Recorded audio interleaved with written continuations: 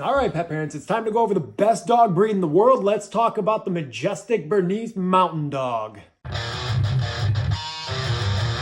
Berners is my #1 all-time favorite dog breed, despite the fact that they don't have the longest life expectancy due to some of the health conditions that they're predisposed to, and I will get into that, but of course, as always, you know I'm going to start with the history. Now, the actual ancestral origin of the breed is a little bit up in the air, but most people seem to think that it started over 2,000 years ago when already existing mountain dogs were bred with war dogs left in the region by ancient Roman soldiers. But we do know that the breed is a true Switzerland breed.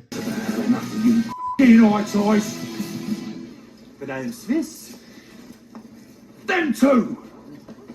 The specific region in Switzerland that the Berners come from is an area called the Canton of Bern, which is a very big agricultural area in Switzerland, and it has a lot of dairy farms which are responsible for producing the milk that goes into making the famous Swiss chocolate and cheese.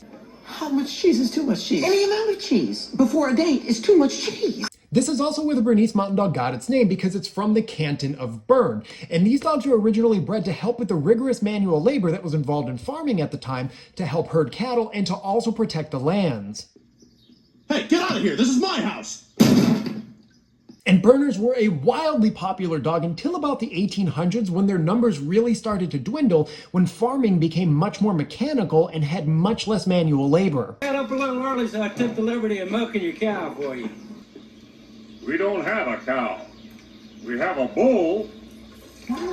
Thankfully, though, in the early 1900s, a Swiss breeding association brought this majestic creature back to life. Now, unfortunately, with the Berner, the very first health condition I have to bring up is cancer, because unfortunately, Bernese Mountain Dogs are the poster children for a very aggressive form of cancer called histiocytic sarcoma.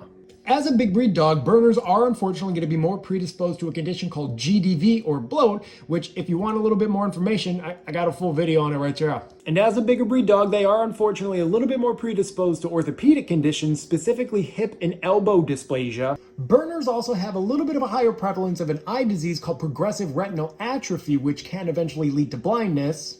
The last disease I'm going to talk about is something called von Willebrand's disease, which is a unique clotting disease. So whenever you cut yourself, on the cut surface, you'll see blood coming out. The purpose of the platelet is to stick to that cut surface to stop the blood from actively coming out. Now, von Willebrand's factor is needed for the platelets to actually stick to the surface. So if a pet doesn't have enough of the von Willebrand's factor, the platelets can't actually stick to the cut surface and they can't stop the blood from coming out. Well, there's my educational video on the greatest dog breed on the planet. So hopefully you guys enjoyed this video.